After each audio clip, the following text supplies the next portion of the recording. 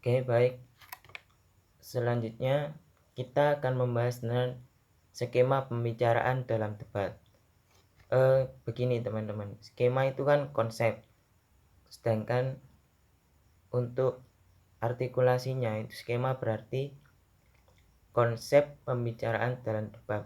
Itu ada dua macam skema. Yang pertama itu skema mempertahankan posisi,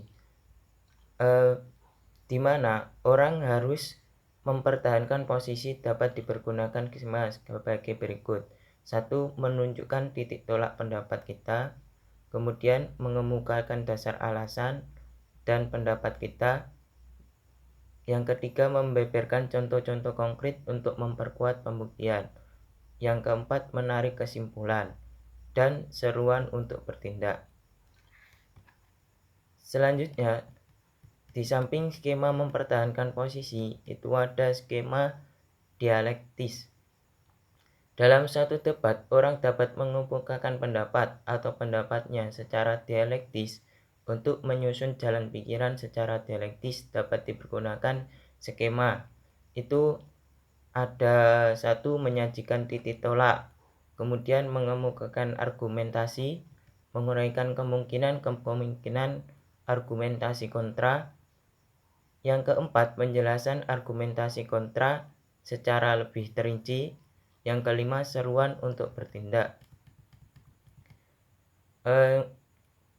Untuk sebab terakhir ini yang kelima, yaitu petunjuk-petunjuk teknis dalam debat.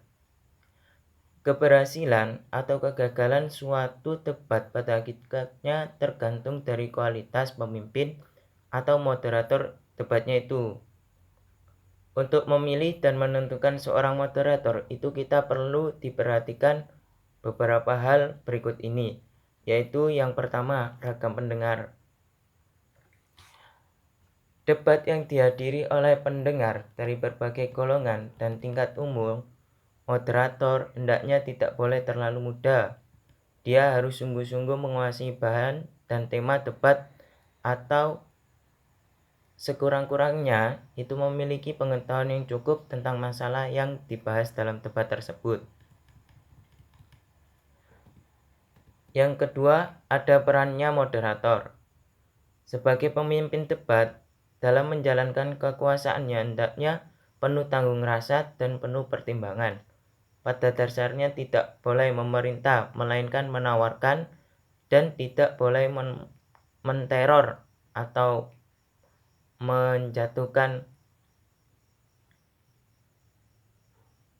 lawan pembicaraannya gitu, tetapi memberi kebebasan bergerak. Kemudian moderator itu tidak boleh menggurui teman-teman, tetapi membimbing, dan seharusnya berhati-hati dalam mempergunakan haknya.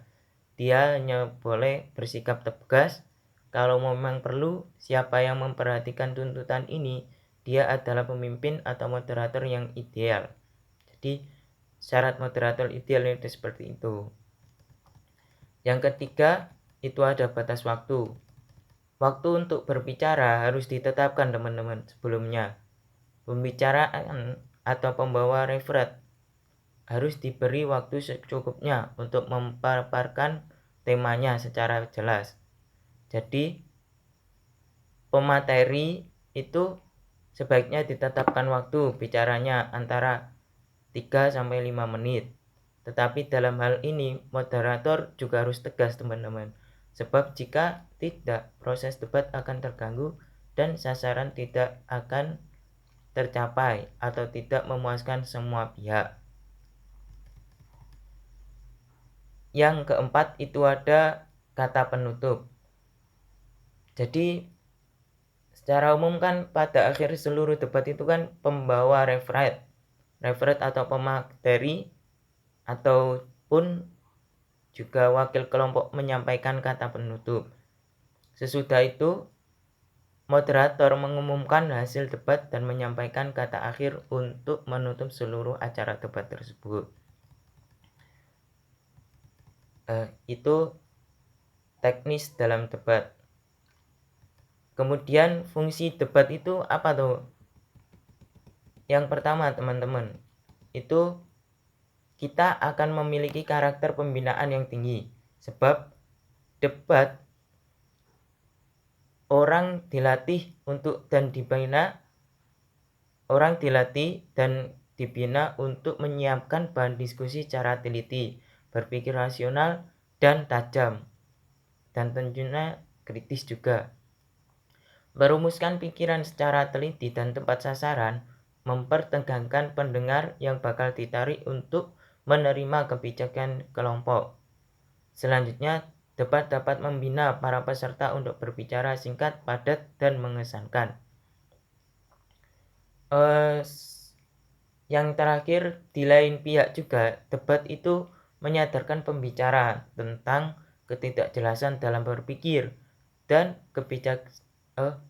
mengungkapkan pikiran dalam debat orang terbina untuk mengangkat suara pada saat yang tepat. Itu teman-teman. Oke, untuk topik debat sudah selesai. Sekarang melanjutkan yaitu sarana-sarana dialogika.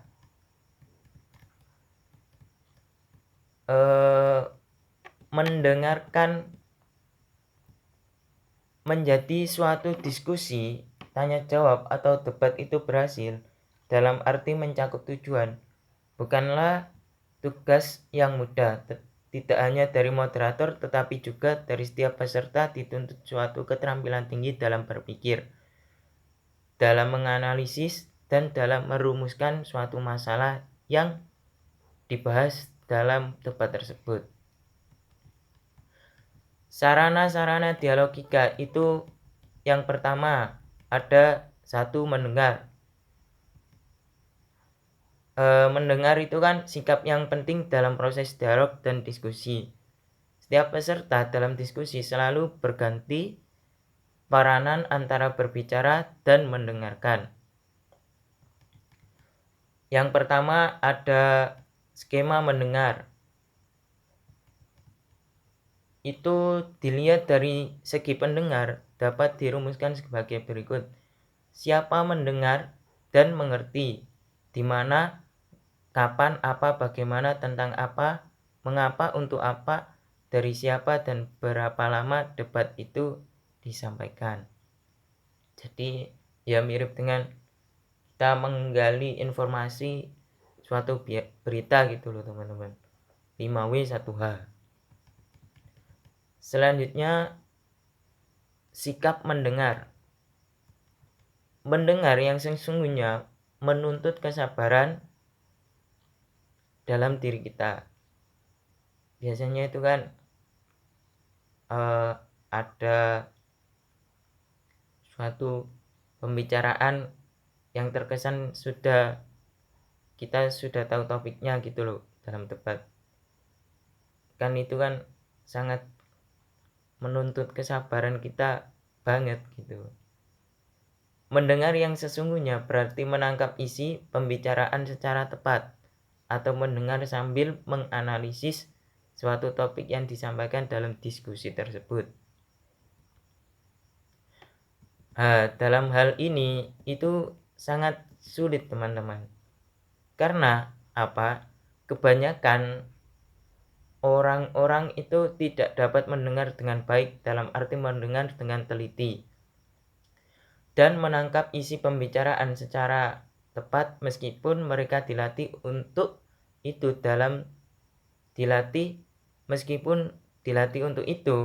gitu. Dalam dialogika sendiri, mendengarkan tidak hanya mengangguk-anggukkan kepala, tetapi juga menganalisis dan menangkap isi pembicaraannya tersebut teman-teman. Oke. Selanjutnya taktik-taktik retoris. Apa sih taktik retoris? Yang pertama itu ada taktik afirmasi. Taktik afirmasi itu berarti kita menerima atau dalam gampangnya itu kita sepakat gitu loh. Yang pertama ada satu taktik ya. Menurut taktik ini, pertanyaan dirumuskan sedemikian rupa sehingga lawan bicara hanya dapat menjawab ya dan perlahan-lahan menuntunnya kepada kesimpulan akhir yang jelas atau mengejutkan yang harus diterima tanpa syarat. Jadi gini, contohnya itu kalau di debat-debat itu kita menggiring suatu pemateri itu dalam kalimat apakah gitu, terus nanti kita ya atau tidak jawabannya gitu.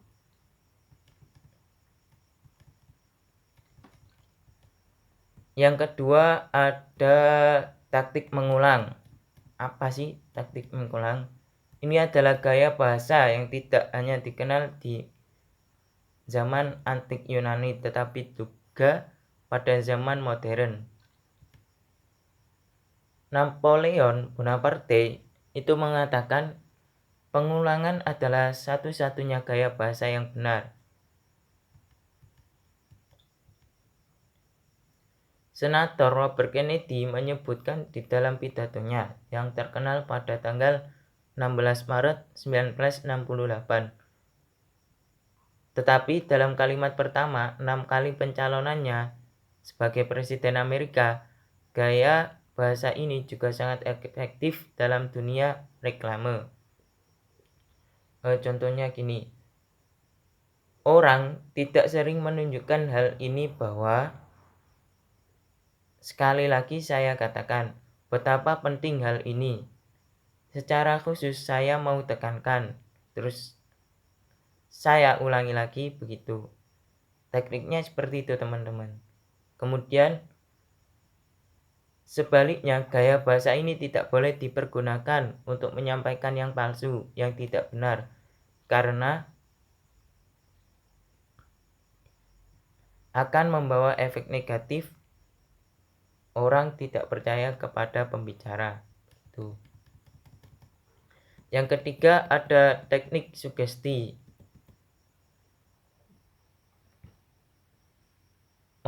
Maksudnya taktik sugesti. Taktik ini itu bermaksud mempermudah lawan bicara, menyetujui pikiran, anjuran, dan hasil pertimbangan kita.